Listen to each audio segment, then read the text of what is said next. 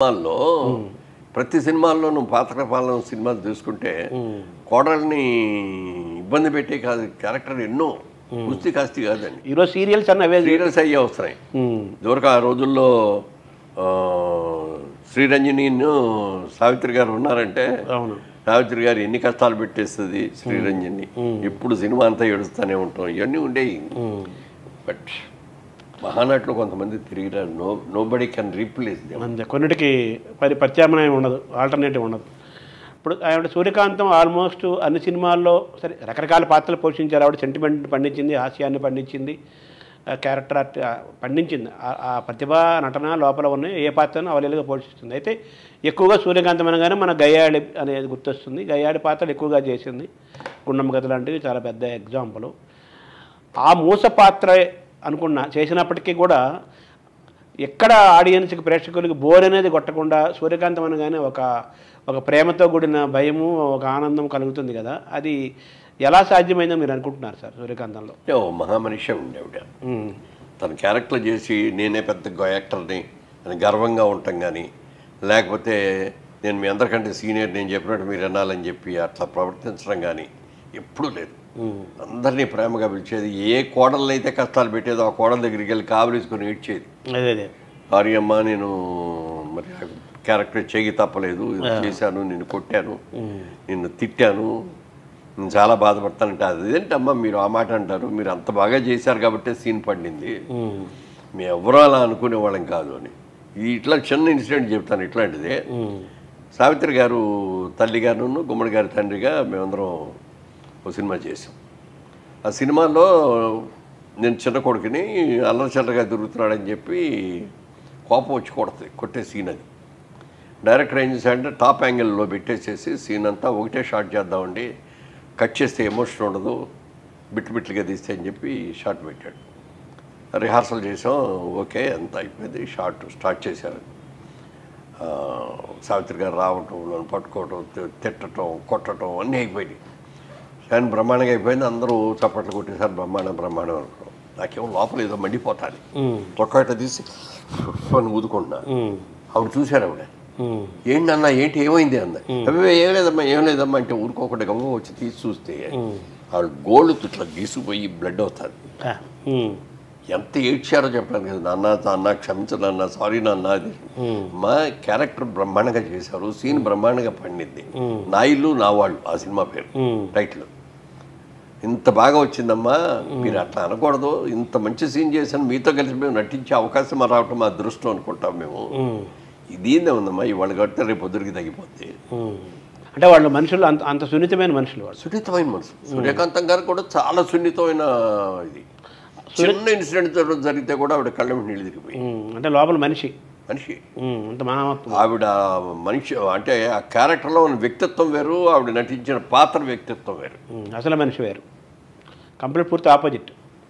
తర్వాత సూర్యకాంతం గారు కొంచెం దగ్గరగా ఛాయాదేవి ఉన్న కొంచెం దగ్గరగా ఉంటాను, కొంచెం కొంతవరకు వచ్చింది. కానీ ఈవిడిలాగా ఛాయాదేవి అంత న్యాచురల్గా ఉండేది కాదు. కాకపోతే ఏంటంటే ఈవిడి కంటే పెద్ద పర్సనాలిటీ, కొంచెం డామినేట్గా చేద్దామని ట్రై చేసేది. కానీ అసలు ఆవిడ్ని దగ్గరికి కూడా రాదు ఆవిడ. అంటే పోలిక లేదు.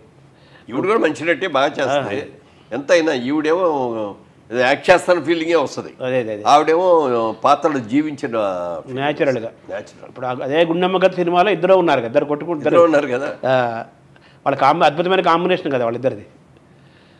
సో తర్వాత సూర్యకాంతం గారితో మీకు ఏమైనా ఒక ఆసక్తికరమైన సంఘటనలు ఏమైనా ఉన్నాయా సార్?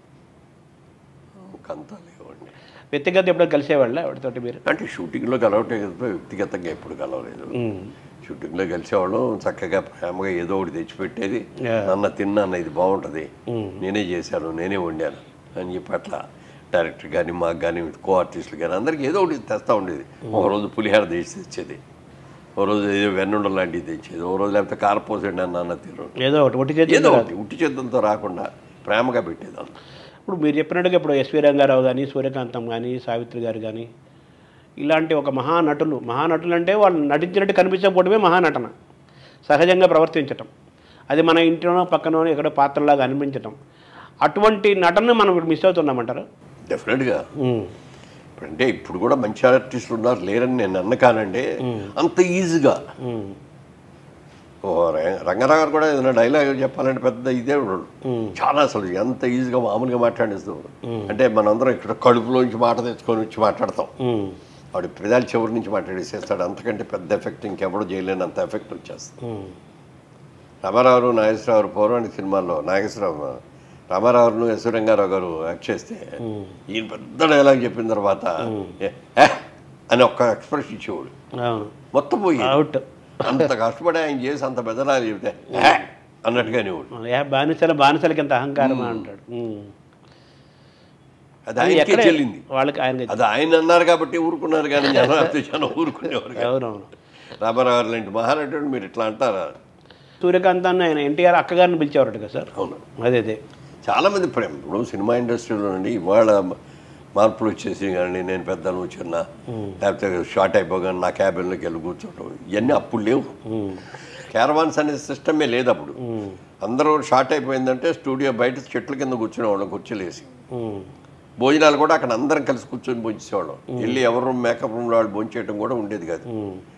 మేకప్లు అయిపోయిన తర్వాత లేకపోతే ఇది భోజనాలు అయిపోయిన తర్వాత టచ్అప్ చేసుకోవడానికి మేకప్ రూమ్కి వెళ్ళేవారేమో తప్ప అసలు మేకప్ రూమ్లోకి వెళ్ళేవాళ్ళం కాదు. చెట్ల కింద హాయిగా అందరు కౌరు చెప్పుకునేవాళ్ళం, అక్కడే భోజనం.